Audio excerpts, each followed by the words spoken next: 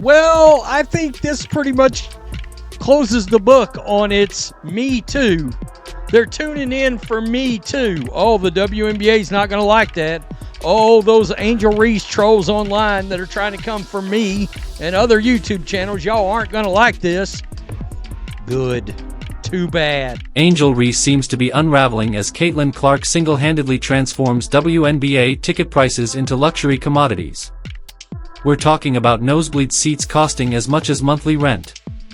It's as if Clark is draining threes from outer space while fans are taking out small business loans just to get courtside.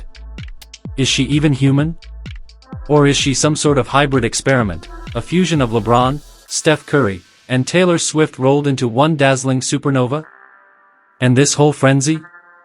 It all kicked off the moment Caitlin Clark returned from her injury.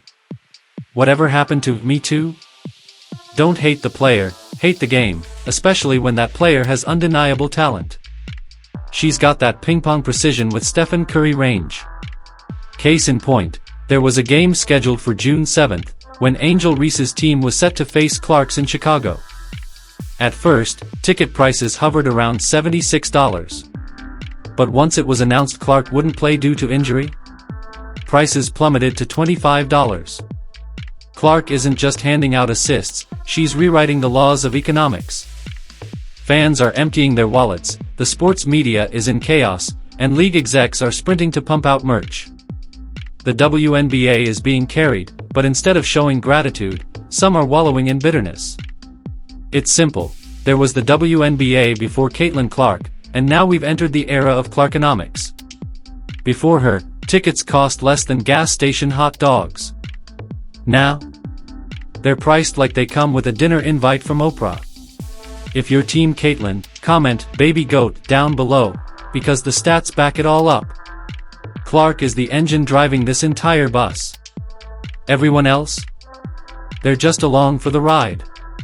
Meanwhile, in what feels like a subplot straight out of a sitcom, Angel Reese is combusting under the spotlight. You'd think more fans would mean more attention and endorsements, but instead, Reese acts like Clark's success is a hostile takeover of her group chat. Clark isn't just lighting up the scoreboard, she's making the cash registers sing. And Reese? She's tossing elbows like she's starring in Real Housewives, WNBA edition. Remember when Angel told Biggs Media last year that people weren't tuning in just for one player, but for both her and Clark? Fast forward a year, and when asked again, her only response was, "Next question." That silence speaks volumes. This isn't just a hot streak, Caitlin Clark has gone atmospheric. She doesn't even need to step on the court to change the game. TV ratings spike just from a mention of her name. Merch flies off the shelves when she walks by a camera. Even arena ushers are acting like they're working a Beyoncé concert. Yet, instead of embracing this tsunami of attention, some players would rather run full-court presses in flip-flops than admit she's good for business. Let's talk numbers. Ticket sales are dropping by 70% when Clark is absent. Take the Fever vs Mystics game. Before news of Clark's injury, the cheapest ticket was $41. After? Just $3. That's the Caitlin Clark effect. The WNBA still hasn't fully realized what they have. Clark is the golden goose, the winning lottery ticket, the pot of gold at the end of the rainbow. She must be protected at all costs. Debate all you want about whether she's the best player, but there's no question she's the most important. Her value to the league surpasses any individual stat line. You'd think fellow players would welcome her with open arms. But instead, some treat her presence like she just repossessed their endorsement checks. The vibe isn't "teamwork makes the dream work." It's more like, "Who invited her to sit at our lunch table?"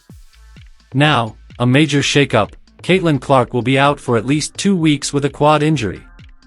This isn't just a minor absence, it's a test of the Clarkonomics theory. Yes, players miss time all the time. But this was different.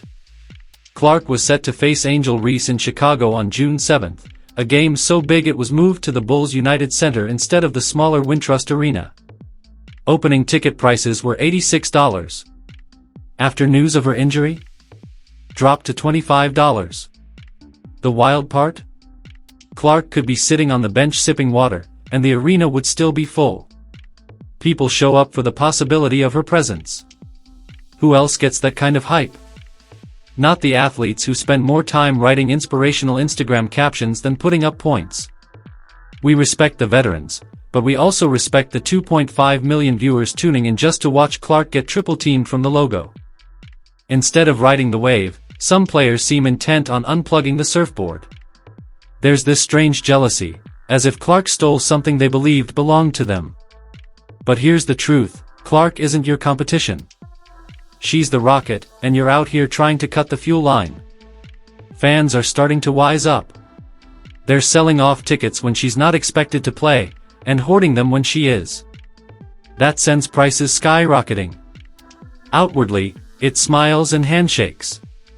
Behind the scenes, eye rolls, hard fouls, and passive-aggressive whispers about how Clark needs to earn it. But here's the truth, she already has. She's the reason your team's game is airing on ABC instead of some forgotten cable channel. And let's be honest, Clark isn't begging for special treatment. She's just out here dropping logo-range bombs like her shooting hand was calibrated by NASA. Meanwhile, others act like they're gatekeepers to basketball heaven. Still, some teammates offer support, publicly saying Clark has the full backing of the locker room, encouraging her to take her time and come back at full strength. That's the kind of unity the league should be showing more of. Whenever Clark touches the ball, the media machine goes into overdrive. ESPN turns into National Geographic just to capture her every move in slow motion. Analysts can't keep their cool. TikTok explodes with debates about defensive schemes. And yet, despite all of this, we still hear grumbles about her needing to prove herself. Really? Clark has done more in a single month than some teams have in a decade. Even when she's not playing, she is the headline. Scalpers charge Coachella prices just on the off chance she'll suit up. Fans go wild for a glimpse. And still, some players act like she personally canceled their shoe deals. This pushback is misplaced. Clark may be a rookie, but she's already a bigger draw than some franchises. And now she's taking time off? People are bracing for withdrawal. The reality is, last year she played in the Final Four, entered the WNBA draft, and hit the ground running, without missing a beat. Now she's finally taking a breather, and the whole league is in a tailspin. Here's the real kicker, the WNBA has always had incredible talent. No one's denying that. Diana Taurasi could elbow a wall and the wall would send her flowers. But Caitlin Clark? She tapped into something deeper. It's viral. It's cultural. It's lightning in a Gatorade bottle.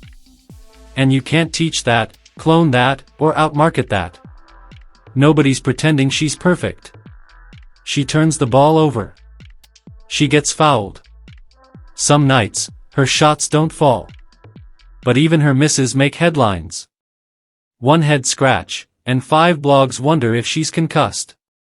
That's what star power looks like, not because she demanded it, but because she earned it. She's not just playing the game, she's reshaping its future. One word to describe Caitlin Clark? Amazing. A beast. The truth. As a rookie, she knocks down threes, drives to the rim, draws fouls, dishes out assists, and reads defenses like a veteran. She's crafty, faking a three and cutting backdoor for a layup. She's a complete player. And here's where the deeper drama kicks in. Even casual fans are now noticing the unequal treatment Clark receives. Is this really how the league welcomes the player drawing millions of new eyes to the sport?